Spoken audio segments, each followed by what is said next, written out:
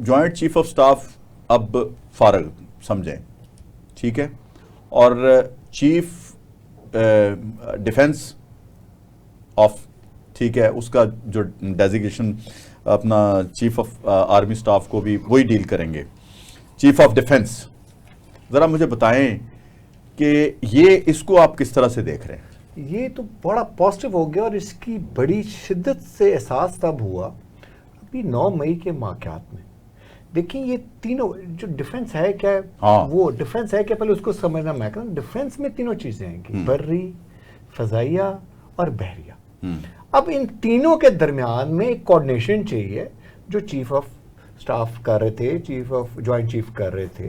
अब उन्होंने एक ही, यानी उनकी कमांड की कुछ चीजें एक रस्मी होती हैं, कुछ ऑपरेशनल होती हैं। बिल्कुल ठीक। अब उन्होंने उसको ज्वाइंट कर दिया और उस, मैं तो ये समझता हूं कि जो चीफ ऑफ आर्मी स्टाफ है उस पे डबल जिम्मेदारी, एक तनख्वाह पे वो उससे 2 काम ले रहे हैं।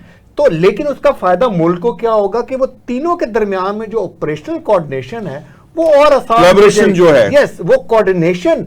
देखिए जंग में वो कोऑर्डिनेशन बहुत इंपॉर्टेंट है। अगर वो कोऑर्डिनेशन ना होती, देखिए जो कि हुई 10 मई को, 10 मई को हुई, 10 मई को हुई। और देखिए अल्लाह ताला ने बड़ा रहम किया, उस सिर्फ एक मार्के से आपके मुल्क का पूरी दुनिया में आपकी रिस्पेक्ट बढ़ गई।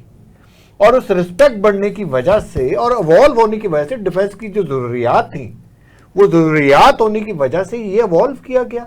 और मैं समझता हूँ इसमें कोई ऐसी चीज नहीं है, एक ओहदा खत्म करके दूसरा एक ही बंदे को रिस्पॉन्सिबिलिटी यानी 2 दे दी गई और वो इफेक्टिवली चलाएंगे, यानी वो इफेक्टिवली इसके ऊपर है, वही रिस्पॉन्सिबिलिटी है जो ऑलमोस्ट वो निभा रहे थे, अब आइन में आ गई, आइन में आ गई। पहले वो अपना ऑफिशियली निभा रहे थे।